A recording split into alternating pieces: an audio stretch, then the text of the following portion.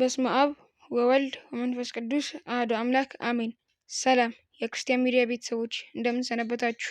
ዛሬ ሰኔ 12 ቀን የቅዱስ ሚካኤል ዓመታዊ ክብረ በዓል በቤተ ክርስቲያን ታሪክ፣ በቅዱሳን መጻሕፍት በተለይም በድርሳነ ሚካኤል እና በስንክሳር እንዲሁም በምስጢረ መለኮት ትምህርት እጅግ ሰፊና ጥልቅ ምስጢራትን የያዘ ነው።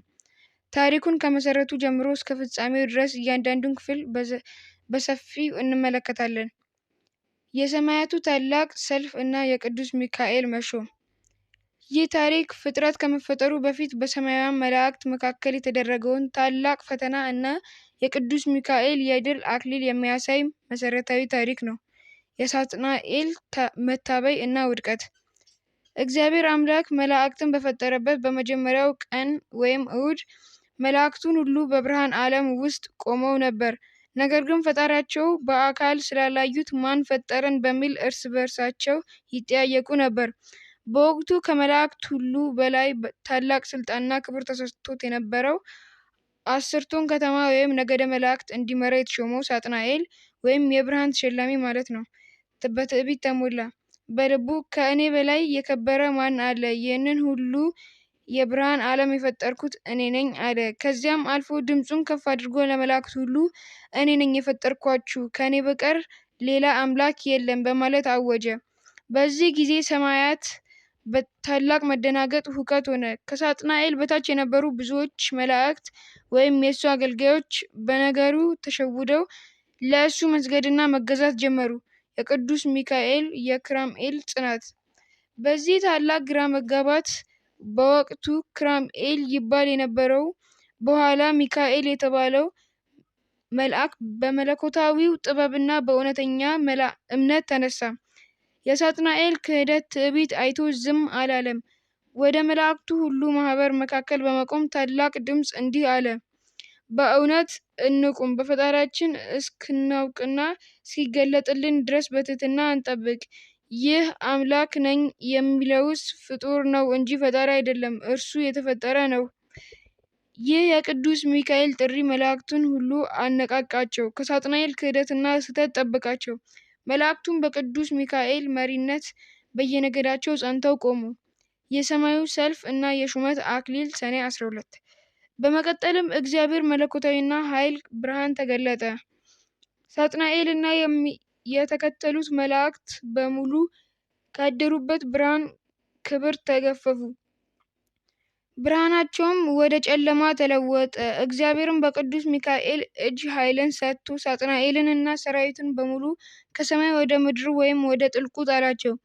ከዚህ ታላቅ ድል በኋላ እግዚአብሔር አምላክ በሳጥናኤል ፈንታ ሰኔ 12 ቀን ቅዱስ ሚካኤልን የመላእክት ሁሉ አለቃ ሊቀ መላእክት አድርጎ ሾመው።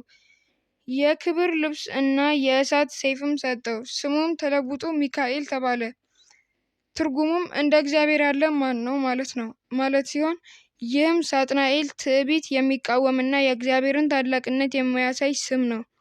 ስለዚህ ሰኔ 12 መልእክትና የሰው ልጆች በሙሉ በትህትና በመጽናት ሰይጣንን ድል የነሱበት የቅዱስ ሚካኤል የመላእክት አለቅነት የታወጀበት ታላቅ ዕለት ነው። የቅድስት አፎሚያ እና የሰይጣን ተንኮል ፍጻሜ። ይህ ታሪክ መልአኩ ቅዱስ ሚካኤል በምድር ላይ ላሉ አማኞችና ቅዱሳን በተለይም ለአቅመ ደካሞችና ለመበለቶች ያለውን ጥበቃና ተራዳኢነት የሚያሳይ ሰፊ ታሪክ ነው። የአፎሚያ እና የአስተራኒቆስ ቃል ኪዳን። በሀገረ እስክንድርያ ይኖር የነበረ አስተራኒቆስ የተባለ እግዚአብሔርን የሚፈራና የቅዱስ ሚካኤል ወዳጅ የነበር ታላቅ መኮንን ነበር። ሚስቱ አፎሚያ ትባላለች። እሷም ደግና በምግባር የጸናች ሴት ነበረች። አስተራኒቆስ ሊሞት ሲል ባለቤቱን አፎሚያን አስጠርቶ የሳላትን ታላቅ የቅዱስ ሚካኤል ስዕል አሳያትና እንዲህ አላት። እኔ እነሆ ወደ አባቶቼ እሄዳለሁ፣ አንቺ ግን ከእኔ በኋላ በዚህ በቅዱስ ሚካኤል ስዕል ፊት እየጸለይሽ በየወሩ በ12 ቀን መልአኩን በማሰብ ለነዳያን እና ለታረዙት መጽወትን ወይም ዝክርን መዘከርን እንዳታቋርጪ ብሎ አመናት።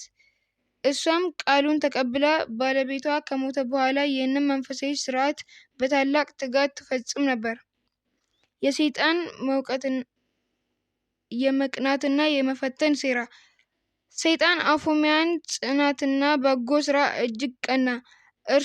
እርሷንም ለማሳሳት የቅዱስ ሚካኤል ፍቅር ለመለየት በተለያየ ተንኮል ሊፈትናት አቀደ። የመጀመሪያው ፈተና በመነኩሴ መልክ። ሰይጣን ሽበት ያለው መጽሐፍ የያዘ ረጅም ዘንግ የጨበጠ አረጋዊ መነኩሴ መስሎ ወደ እርሷ መጣ። ልጄ ሆይ አንቺ ገና ወጣት ነሽ። መበለት ሆነሽ ብቻሽን መኖርሽ ለፈተና ይዳርግሻል። ደግሞም ያለሽን ሀብት ለዝክር እያልሽ ከጨረስሽ በኋላ ለችግር ትጋለጫለሽ። ስለዚህ ሌላ ባለጸጋ አግብተሽ ብትኖሪ ይሻላል። መጽሐፍም ሴቶች እንዲያገቡ ይፈቅዳል እያለ በመንፈሳዊ ምክር መስሎ ሊያታልላት ሞከረ። አፎሚያ ግን እኔ ለባሌና ለቅዱስ ሚካኤል ቃል ገብቻለሁ በማለት ምክሩን አልተቀበለችውም። ሁለተኛ ፈተና በንጉስ መልክ። ሰይጣን ተስፋ ሳይቆርጥ በሁለተኛ ዙር በታላቅ ንጉስ መኮንን መልክ በወርቅና በብር አጊጦ ብዙ አገልጋዮችን አስከትሎ መጣ። ወደ ቤቷ ገብቶ ሊያገባትና ሊወስዳት ፈለገ። አፎሚያ ግን ጥርጣሬ ስላደረባት በትህትና ወደ ቤቷ ገብታ ባለቤቷ ያስቀመጠላትን የቅዱስ ሚካኤል ስዕል አውጥታ አሳየችው። ሰይጣኑ ቅዱስ ሚካኤልን ስዕል ባየ ጊዜ ደነገጠ። መለኮታዊ እሳትም ስላቃጠለውም ያ የለበሰው የብርሃን የንጉስ መልክ አጥፍቶ እውነተኛ ማንነቱን አስፈሪ ጭራቅነቱን አሳየ። አፎሚያም በዚህ ስዕል ዛሬ ኃይል ብታመልጭኝም ሰኔ 12 ቀን ግን የቅዱስ ሚካኤል ዓመታዊ ክብረ በዓል በሚሆንበት ዕለት ነፍስሽን በክፉ አሟሟት ወስዳታለሁ ብሎ ዛተባትና እንደ ጢስ በኖ ጠፋ። ሰኔ 12 ቀን ተአምር። ሰኔ 12 ቀን ደረሰ። አፎሚያ እንደ ልማዷ ለቅዱስ ሚካኤል በዓል የሚሆን ማዕድ እያዘጋጀችና ለነዳያን የምትሰጠውን ምጽዋት እያስተካከለች ሳለ ዲያብሎስ በታላቅ ቁጣ በሚያስፈራ የቁራና የጭራቅ መልክ ተገልብጦ ቤቷን እያናወጠ መጣ። ሊያንቃትና ነፍሷን ሊቀማት እጆቹን ዘረጋ። በዚህ ጊዜ አፎሚያ ፈርታ በቅዱስ ሚካኤል ስር ፊት ተደፍታ የመላእክት አለቃ ቅዱስ ሚካኤል ሆይ ድረስልኝ እያለች በታላቅ እንባ ጮኸች። ወዲያውኑ ሰማያት ተከፈቱ። ሊቀ መላእክት ቅዱስ ሚካኤል በታላቅ መለኮታዊ ግርማ የብርሃን ልብስ ለብሶ የእሳት ሰይፉን መዞና ክንፎቹን እያማታ ተገለጠ። ሰይጣን በድንጋጤ ሊሸሽ ሲል ቅዱስ ሚካኤል በጦሩ ወግቶ አሰረውና ሙሉ በሙሉ አሳፍሮ አጠፋው። አፎሚያን ከፍርሃትና ከሞት አዳናት። እርሷም ይህንን ታላቅ ለሕዝቡ ሁሉ መሰከረች። በዚሁ ዕለት በሰላምና በደስታ አርፋለች። የባህራን ጸጋ አብ ከራዲዮን ሰፊ ታሪክ። ይህ ታሪክ ቅዱስ ሚካኤል የድሆችና የቅን ሰዎች ሕይወት እንዴት በምስጢር እንደሚጠብቅና የክፉዎችን ተንኮል እንዴት ወደ በረከት እንደሚለውጥ የሚያሳይ ድንቅ ታሪክ ነው። የጸጋ አብ ክፋትና ትንቢቱ። ጸጋ አብ በአንዳንድ ድርሳናት ከራዲዮን ይባላል የሚባል እጅግ ባለጸጋ ነገር ግን ልቡ በንፉግነትና በክፋት የተሞላ ሰው ነበር። በአቅራቢያው የምትኖር አንዲት ድሃ መበለት ሴት ነበረች። እርሷም እግዚአብሔርን የምትለምን ደግ ሴት ነበረች። አንድ ቀን ይህች ድሃ ሴት በጸለየች ጊዜ የምትወልጂው ልጅ ሕፃን የዚህን ክፉ ባለጸጋ የጸጋ አብን ሀብትና ንብረት ሁሉ ይወርሳል የሚል መለኮታዊ ድምፅ ተሰማ። ይህን ወሬ የሰማው ጸጋ አብ በቅናትና በቁጣ ተሞላ። የእኔን ሀብት ድሃ እንዴት ይወርሳል በማለት ያንን ሕፃን ለመግደል አቀደ። ለሕፃኑ መወለድና የመጀመሪያው ሞት አፋፍ። ሕፃኑ ተወለደ። እናቱም ስሙን ባህራን አለችው። ጸጋ አብም ወደ ድሃዋ እናት ሄዶ ሕፃኑን እኔ አሳድገዋለሁ፣ ብዙ ገንዘብም እሰጥሻለሁ በማለት በማታለል ሕፃኑን ወሰደው። ነገር ግን ሊያሳድገው ሳይሆን ሊገድለው ስለነበር ሕፃኑን በሳጥን ዘግቶ በብረት ቸንክሮ ወደ ጥልቅ ባህር ጣለው። ነገር ግን የቅዱስ ሚካኤል ጥበቃ አልተለየውም ነበር። ሳጥኑ በባህር ላይ ሳይሰምጥ ተንሳፎ ሄዶ አንድ አሳ አጥማጅ መረብ ውስጥ ገባ። አሳ አጥማጁም ሳጥኑን ከፍቶ ሕፃኑን አገኘው። ባህራን ብሎ ስም አውጥቶለት እስከ 20 ዓመቱ አሳደገው። ሁለተኛው ግድያ ሙከራ እና የሞት ደብዳቤ። ከ20 ዓመታት በኋላ ጸጋ አብ በአጋጣሚ ወደዚያች አሳ አጥማጅ መንደር ለንግድ መጣ። እዚያም ያንን ወጣት ወይም ባህራን አየው። ታሪኩም ሲያጠና ያ ድሮ የጣሊያው ሕፃን መሆኑን አወቀ። አሁንም ክፋቱ ስላልቀነሰና ሁለተኛ የግድያ ሴራ እያዘጋጀ ስለሆነ ባህራንን ጠርቶ ወደ ቤቴ እና ወደ ሚስቴ ወደ አገልጋዮቼ የምትወስደው ታላቅ የንግድ ደብዳቤ አለኝ፣ ይህንን አድርሰህ ና አለው። ደብዳቤው ላይ ግን በምስጢር የተጻፈው እንዲህ ይል ነበር። ይህ ወጣት ባህራንን ይህንን ደብዳቤ እንዳደረሰላችሁ ወዲያውኑ በስውር ግደሉትና ማንም ሳያየው በጉድጓድ ውስጥ ቅበሩት። ባህራንም ምንም ሳያውቅ የሞቱን ደብዳቤ ይዞ ጉዞ ጀመረ። ባህራን በረጅም መንገድ ላይ ሲጓዝ እጅግ ደከመው። ሰኔ 12 ቀን ከሰዓት በኋላ ከአንድ ትልቅ ዛፍ ስር ጥላ አግኝተው ጋደም አለና እንቅልፍ ወሰደው። ባህራን በተኛበት ወቅት ሊቀ መላእክት ቅዱስ ሚካኤል በታላቅ የጦር መኮንን መልክ ተገልጦ መጣ። የተኛው ባህራን ሳይቀሰቅስ ከኪሱ ውስጥ ያንን የሞት ደብዳቤ በምስጢር አወጣው።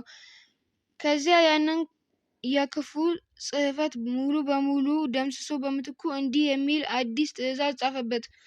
ይህ ደብዳቤ ከባህራን እጅ ደርሶ እንደተነበበ ውድ ልጄን ጸጋብን አጋቡት፣ ከሀብቴ ከንብረቴ ግማሹን ስጡት፣ እኔ እስክመጣ ድረስ በደስታ በቤቴ ይኑር። ቅዱስ ሚካኤልም አዲሱን ደብዳቤ መልሶ በባህራን ኪስ ውስጥ ካስቀመጠ በኋላ ተሰወረ። ባህራን ከእንቅልፉ ተነስቶ ጉዞውን ቀጥሎ የጸጋብ ቤት ደረሰ። ደብዳቤውን ባለጸጋው ሚስትና አገልጋዮች ሰጠ። እነሱም የባለቤታቸው የጸጋብን የእጅ ጽሕፈትና ማኅተም አይተው ምንም አልተጠራጠሩም። ወዲያውኑ ታላቅ ሰርግ አዘጋጅተው የጸጋብን ቆንጆ ልጅ ለባህራን ዳሩለት፣ ሀብቱንም አጋሩት። ከጥቂት ቀናት በኋላ ባለጸጋው ጸጋብ ወደ ቤቱ ተመለሰ። ወደ ቤቱ ሲገባ ቤቱ በደስታና በጭፈራ ተሞልቶ ባህራንም ልጁን አግብቶና ሀብቱን ወርሶ በክብር ተቀምጦ አየው። ጸጋብ በድንጋጤና በታላቅ ቁጣ ተሞልቶ ይህ እንዴት ሊሆን ቻለ እያለ ደብዳቤውን ሲመለከት የቅዱስ ሚካኤልን ተአምር ተረዳ። በዚያው ቅጽበት በቅናትና በድንጋጤ ልቡ ተነጣጥቆ ወድቆ ሞተ። ባህራን ግን በቅዱስ ሚካኤል ጥበቃ ከሞት ድኖ የሀብቱ ባለቤት ሆኖ የዕድሜ ልኩን እግዚአብሔርን እያገለገለና ለድሆች እየመጸወተ ኖሯል። የሰኔ 12 መንፈሳዊ፣ ታሪካዊ፣ ባህላዊ ክብር በኢትዮጵያ። ይህ ሁሉ ሰፊ ታሪካዊ ዳራ በኢትዮጵያ ኦርቶዶክስ ተዋሕዶ ቤተክርስቲያን ውስጥ ሰኔ 12 ቀን ልዩና ታላቅ ቦታን ሰጥቶታል። የምህረትና የዝናብ መልአክ። ሰኔ ወር የክረምት መግቢያና የእርሻ ወቅት ነው። የኢትዮጵያ ባህልና እምነት ቅዱስ ሚካኤል በፈጣሪ ዘንድ የባህርና የየብስ የውሃ ዝናብ መልአክ ተደርጎ ስለሚታመን ገበሬው መሬቱን አርሶ ዘር በሚዘራበት በዚህ ወቅት እግዚአብሔር ለምድሪቱ ሰላምን፣ በረከትና ወቅቱን የጠበቀ ዝናብ እንዲሰጥ በቅዱስ ሚካኤል አማላጅነት አጥብቀው ይለምናሉ። የፍቅር የችሮታ ማዕድ ወይም ዝክር። አፎሚያንና ባህራንን ታሪክ አርአያ በማድረግ ምዕመናን በዚህች ዕለት የታመሙትን ይጠይቃሉ፣ የታረዙትን ልብስ ይሰጣሉ። እንዲሁም በቅዱስ ሚካኤል ስም የሰኔ ሚካኤል ዝክር በማለት ታላቅ ማዕድ አዘጋጅተው ከድሆች ከመንገደኞች ጋር በደስታ ይመገባሉ። አብያተ ክርስቲያናት ንግስ። በኢትዮጵያ ውስጥ በቅዱስ ሚካኤል ስም በተሰየሙ ታዋቂ አብያተ ክርስቲያናት ለምሳሌ እንደ አንኮበር ሚካኤል፣ የየካ ሚካኤል እና በየሀገረ ስብከቱ ባሉ ታላላቅ ገዳማት በመቶ ሺህ የሚቆጠሩ ምዕመናን ተገኝተው ሌሊቱን ሙሉ በማህሌት እና በቅዳሴ በታላቅ አምልኮ ያከብሩታል። በአጠቃላይ ሰኔ 12 ቀን ትሕትና ትዕቢተኞች ድል የነሳችበት፣ የድሆች እንባ የታበሰበት፣ የቅን ሰዎች ሕይወት ከክፉዎች ተንኮል የዳነበት ታላቅ የምስራች ዕለት ተደርጎ በሰፊው ይከበራል። የቅዱስ ሚካኤል ምልጃና በረከቱ አይለየን። ወስብሐት ለእግዚአብሔር ወለወላዲቱ ድንግል ወለመስቀሉ ክቡር። ይቆየን። አሜን።